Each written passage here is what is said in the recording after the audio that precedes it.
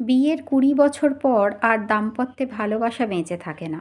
আর সেজন্যই আমি পুজোর সময় ঠাকুর দেখতে বেরিয়ে আইসক্রিম খেতে চাইলে ঘরের মানুষ শক্ত গলায় বলে, তোমায় খেতে দেখলে তো ছেলেও খেতে চাইবে। তারপর দুজনে মিলে গলা ব্যথা করে বসে থাকলে সামলাবে কে?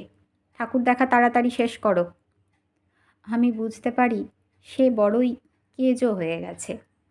আইসক্রিম নিয়ে একটু উচ্ছল হওয়া তার কাছে এখন ন্যাকামি। ওর মন থেকে মরে গেছে ছোট ছোট ভালো লাগাগুলো। সিনেমা হলের অন্ধকারে একদিন নিজের মাথাটা আলতো করে রেখেছিলাম তার কাঁধে। ভদ্রলোক রুক্ষ গলায় বলেছিলেন, কী আদিক্ষেতা হচ্ছে, লোকজন দেখছে তো, বয়স কমছে নাকি? আমি দমে গেলাম। আসলে বয়স বাড়লে বোধহয় এভাবেই রোমান্টিক মুহূর্তগুলো জীবনে আবছা হয়ে যায়। আমরা আর আজকাল হাতে হাত রাখি না। সে অফিসে থাকলে আমায় অকারণে ফোন করে না, আর আমিও করি না। ছেলে মেয়ে আর সংসারের বাইরে খুব বেশি কোথাও একটা যাওয়াও হয় না। সময়ের সাথে সাথে প্রেম নামক শব্দটা বোধহয় এভাবেই উবে যায়।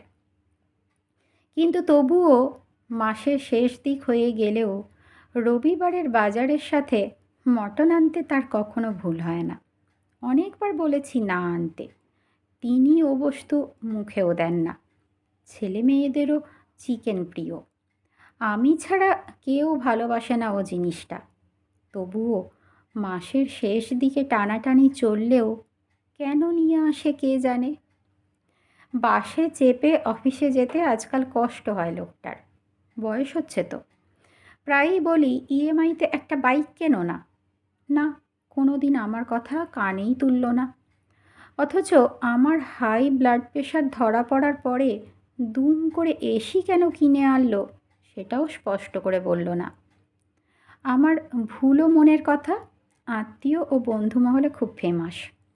সেজন্যই লোকটা অফিসে যাওয়ার আগে হাজার তাড়াহুড়োর মাঝেও প্রেশারের ওষুধটা বের করে টেবিলে রেখে যায় ঠিক। কেন কে জানে। আসলে অনেক কিছুই বুঝি না এই মধ্য 40-এও। তবে একটা জিনিস একটু একটু বুঝতে পারি আজকাল, সময়ের সাথে সাথে সম্পর্কের রঙগুলো বদলে যায়।